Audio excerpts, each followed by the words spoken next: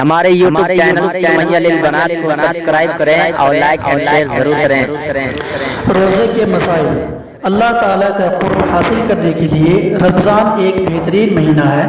اس میں اللہ تعالیٰ کی رحمتوں اور برکتوں کا خصوصی نزول ہوتا ہے۔ بندوں کو اپنا محبوب بنانے اور ان کی مغفرت کرنے کے لیے اس مہینے میں اللہ تعالیٰ نے نہایت ہی مبارک اعمال رکھے ہیں، جن میں سے ایک عظیم الشان عمل روزہ بھی ہے، جس کے بڑے ہی فضائل ہیں۔ لیکن ان فضائل کا حصول اسی صورت میں ہو سکتا ہے جب روزے شریعت کے مطابق رکھے جائیں، جس کے لیے روزے کے مسائل سے آگاہی انتہائی ضروری ہے۔ روزے کی بلوغت کے اہم مسائل۔ مسئلہ: لڑکا اور لڑکی جب تک بالغ نہ ہوئے ہوں تو ان کے ذمے روزہ فرض نہیں ہے۔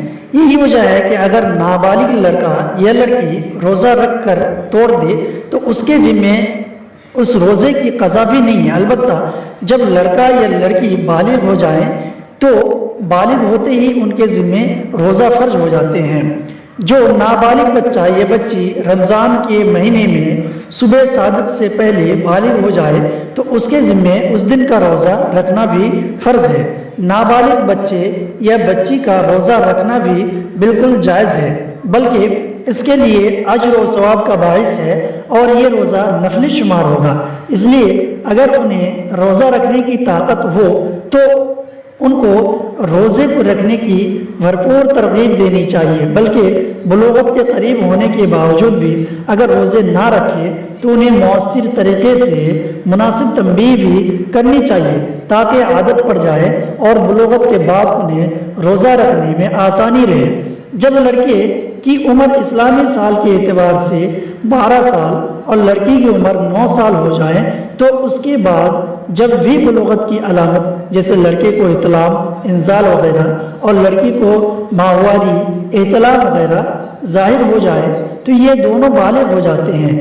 البتہ اگر بلوغت کی کوئی بھی علامت ظاہر نہ ہو تو پھر 15 سال کی عمر میں دونوں بالغ شمار کیے جائیں گے۔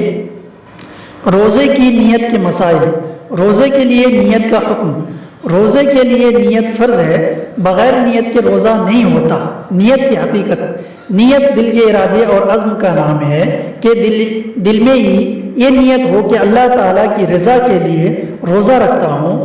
اس سے معلوم ہوا کہ نیت کا تعلق دل ہی کے ساتھ ہے اور حقیقی نیت دل ہی کی ہوا کرتی ہے۔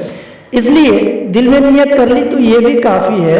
زبان سے نیت کے الفاظ ادا کرنا بھی درست ہے، لیکن کوئی ضروری نہیں ہے۔ اگر کوئی شخص دل ہی میں نیت کر لیتا ہے اور زبان سے نیت کے الفاظ ادا نہیں کرتا تو یہ بالکل جائز ہے۔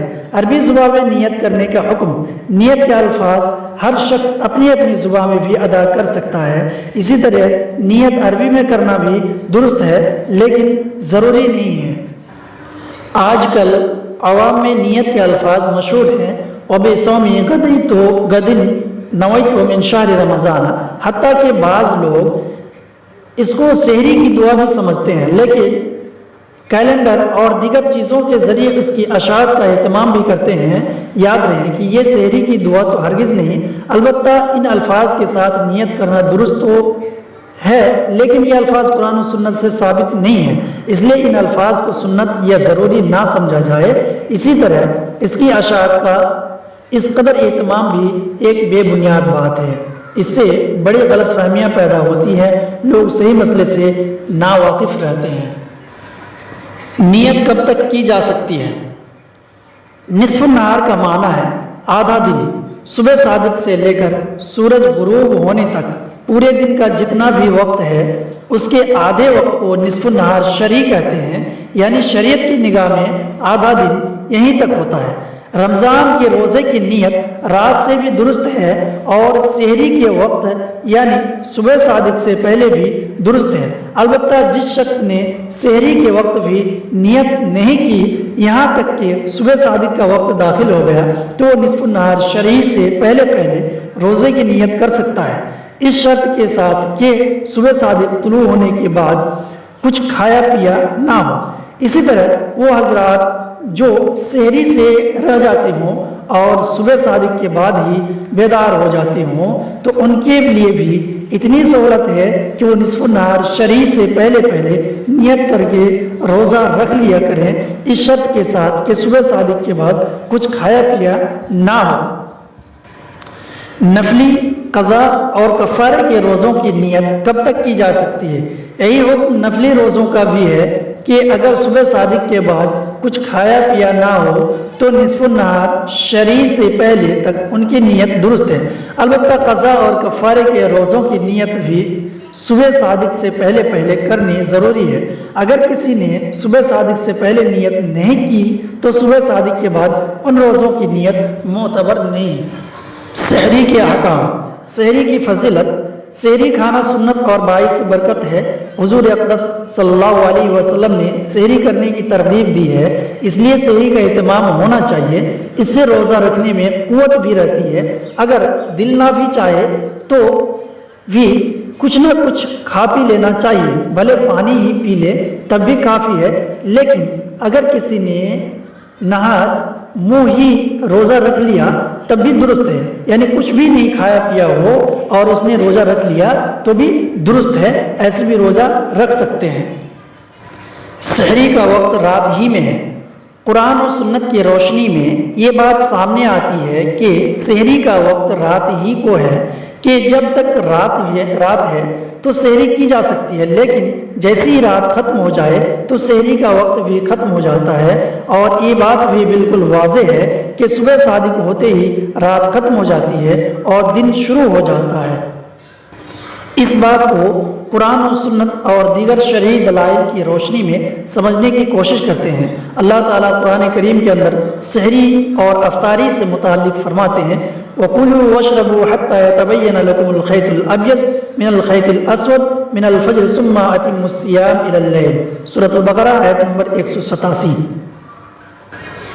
یعنی اور اس وقت تک کھاؤ پیو جب تک کہ صبح کی سفید دھاری سیاہ دھاری سے ممتاز ہو کر تم پر واضح نہ ہو جائے، اس کے بعد رات آنے تک روزے پورے کرو۔